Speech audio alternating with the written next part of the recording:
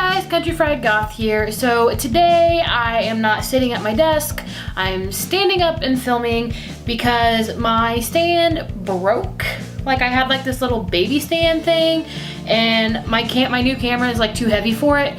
So it just kind of like slowly, like I just kind of heard Only Time by Enya as my stand and my camera just slowly face planted on my desk.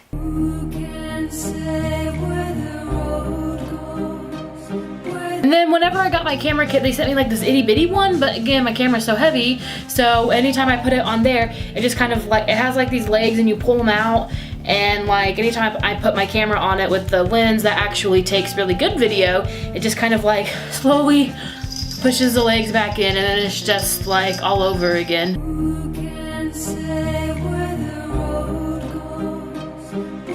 And it's just a mess. So I decided I'm going to start filming standing up. And because I use my hands a lot and sitting is awkward, and yeah. And I have to use a freaking heavy duty stand for my camera apparently. So here we are, I'm trying to film this again. And what it is it's kind of like how I got into the goth scene, and my shirt is not wanting to stay even. So I started kind of getting into goth. Like I've always been kind of like interested in it, just like the dark and spooky and like all that kind of stuff. But I wasn't really allowed to growing up. Like it's not like, which my family wasn't like super conservative, but are you fucking kidding me? So thankfully I bought a backup battery because that one just died, and I was really angry because every time I try to film this video, something goes wrong. Okay, so getting into goth. So I wasn't allowed to really get into it whenever I was younger. I always liked it though, and since I wasn't really allowed to like fully express myself as a goth, the closest I could get was like the emo kind of stuff. And even then, like I wasn't allowed to dress in like all black. Like I had several band t-shirts and a lot of them are black, don't get me wrong. But it was just like, as far as like the things that I wear now, not allowed. No way. Around this time was whenever I started kind of hanging out with the goth kids. Now, I should start off by saying that I wasn't always like alternative, and I used to be really preppy actually, like pretty much, I almost fell. Pretty much like 6th grade through 8th grade, I think, was whenever I was just like super girly and preppy, and I wore a lot of pink and green and purple and everything else. There was a girl that lived down the road from me, and she had a sister who, before I got into the alternative scene, I thought her sister was just like weird. So I was hanging out with this girl and everything was fine, and then I just remember it was like the summer between 7th and 8th grade, I think, was whenever I like really kind of started getting into like more alternative stuff. I don't know like what happened. I don't know if I just had to change or what, but I just remember kind of waking up one day and suddenly everything and that was like pop culture just annoyed the shit out of me. All the music on the radio, I hated it. Or like the in thing at the time, hated it, wanted nothing to do with it. And then as far as like getting into like the alternative music goes, I remember the first music video that I saw was The Ghost of You by My Chemical Romance, and I cried like a little bitch. I'm not afraid to admit that. And they kind of got me into more like alternative stuff. And I remember for my birthday, my mom took me to the mall and I bought nothing but MCR CDs, and then I just bought, like I pretty much bought like the entire like Hot Topic band t-shirt. Like I bought all of them pretty much. I just like really started getting into more like that kind of thing. Like I honestly don't know what happened. Like there was no like big thing that changed. I just woke up one day and was like, wow, pop culture pisses me off. And then that was just the end of it. And then through My Chemical Romance was whenever I found pretty much like the entire like early 2000s Victory Records label, which was like Aiden, Silverstein, Taking Back Sunday, Hawthorne Heights, or fucking God, Hawthorne Heights, like all of those kind of bands. I remember the very first like actual concert that I went to, which I went to a lot of shows, but the very first like actual like famous band concert I went to was Hawthorne Heights, and I just remember crying because their guitarist gave me the pick that he played the show with. And I'm like, oh my god, I met somebody famous and he gave me his guitar pick, and I put it in this heart-shaped picture frame and had it on a necklace, and I don't know where it's at now. But that was kind of like who I was then. Whenever I started getting more into alternative fashion, my friend that lived down the road, I started talking more to her sister. And her sister, like, she never really like classified herself as like straight on goth, but looking back, like in my opinion, she definitely was.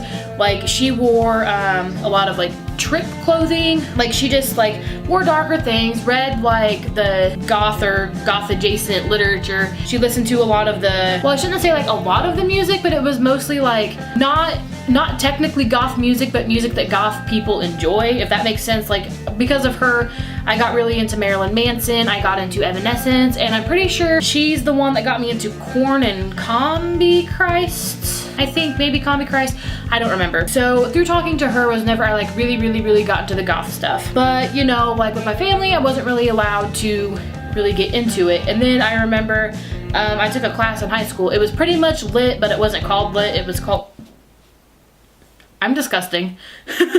And we did this whole like section. I just fucking spit everywhere. Oh my god, I'm done. But anyway, it was like lit for the third fucking time. It was like lit, but it wasn't called lit. And we did this whole section on Edgar Allan Poe. And I just remember like really liking his stuff. So I started like reading more of his stuff, and then like more stuff that was like along the lines of classic horror and all that kind of stuff. The music. Okay, so after like I kind of got in more into the literature and everything, like I had a computer class pretty much every semester I was in high school.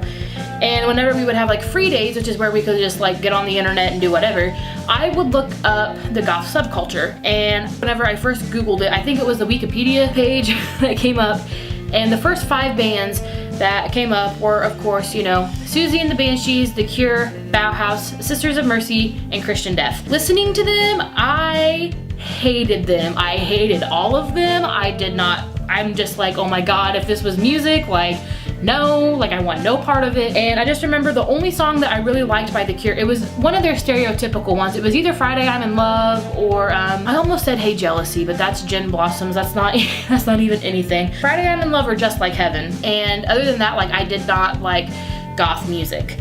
And so I kind of like faded away from it because I'm like, if this is the kind of stuff that like goes in with the goth subculture, I want no part of it.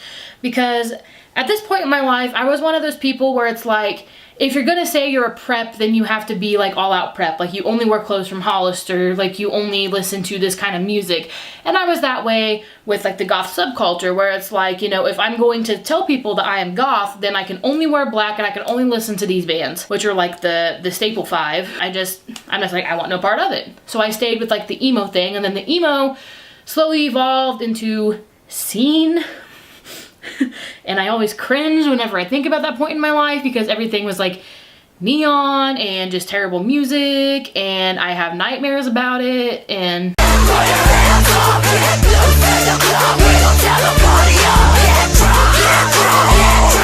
yeah, so moving on from that thing, I went through this whole like weird phase where, like, in my opinion, everybody has that thing. Like if you were like a scene or an emo kid in high school, like whenever after you graduate you go through this phase where it's kind of like a repeat of it, but it's not like as dramatic.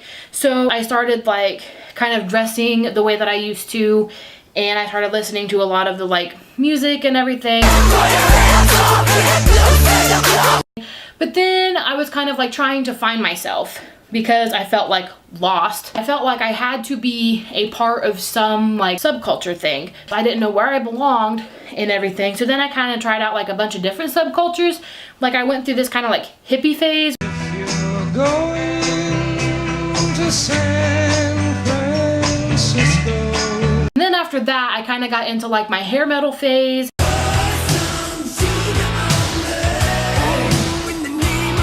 Then I went through this like 50s kind of phase.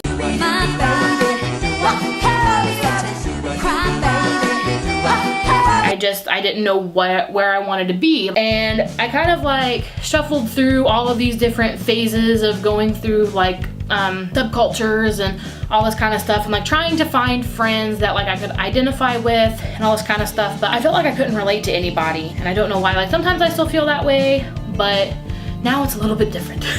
Then I met Danielle, and she listens to just like more like modern music, I guess, like pop, rock, alternative, like whatever. Like her favorite band's Paramore.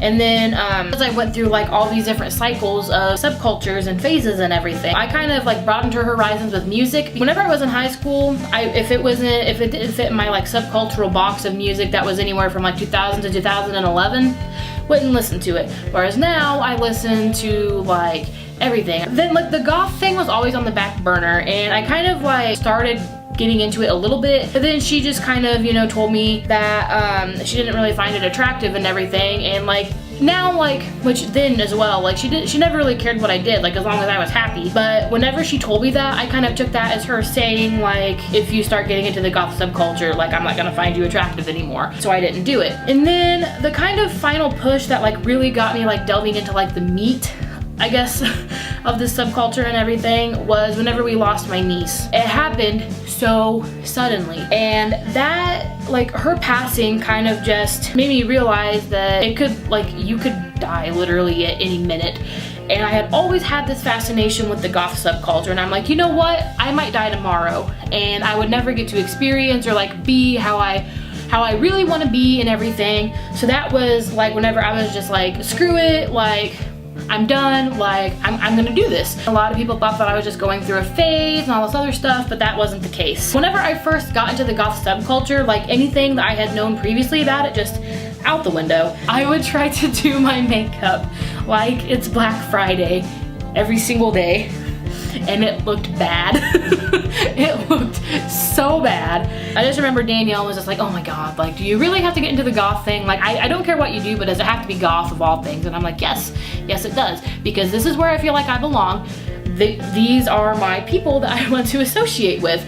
So that kind of led into that. Through just kind of like more investigating and everything, I really got into the goth subculture. It was just kind of like I started like slowly getting into it, and then I just like took a complete nosedive and just like submersed myself in everything. It is a music-based culture, and there are a lot of people out there that have different opinions about what is goth, what is not goth. Like, in my honest opinion, goth is what you make it, but there's a line. There has to be a line somewhere. Kind of like, you have to be careful with like elitist. Elitism is a word that is cried very often, in my opinion, in the goth scene. Sometimes the people that are being called elitist aren't elitist, it's just because there's a line. You know, if you run around saying, well, everything is goth because I want it to be, the whole point of like the alternative subculture is that like it bucks the flow of what like the mainstream is. Like, that's why it's called alternative.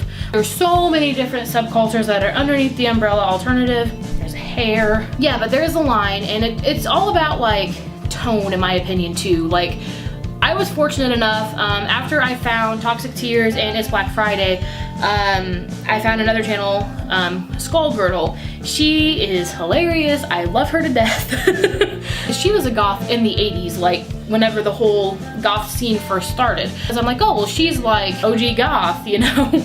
Like, if she would know anything about anything, it'd be her. For her channel, she does like videos of, it's Dark and Lazy, which is where she does like DIY stuff. And she got a Cemetery Confessions t-shirt and just like made it awesome, just like tore it, safety pinned it, like everything else. And then that's how I found Cemetery Confessions, which is a podcast. And Daniel is very nice. I've emailed him several times just being like, oh my god, I'm so glad I found you. Just because like there is so much like misinformation out there about the subculture, because it is a subculture based on music. Like, there's other elements with it, like clearly, but it's just like music is the main thing that kind of goes with it.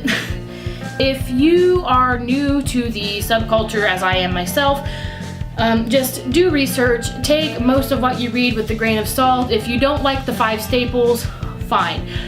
But you have to have a respect for all that kind of stuff, because it's kind of like cyclical. Like, if it wasn't for this thing, we wouldn't have this, and if it wasn't for this, we wouldn't have that, and it just kind of like goes. This turned into a very long video, and I'm just gonna like disclaim and say I have no idea what the hell I'm talking about, because I am still new. And I can just feel all the hate comments below. Just do your own research. I definitely recommend, like, if you want to get more into like kind of style-ish, then I recommend It's Black Friday and Toxic Tears.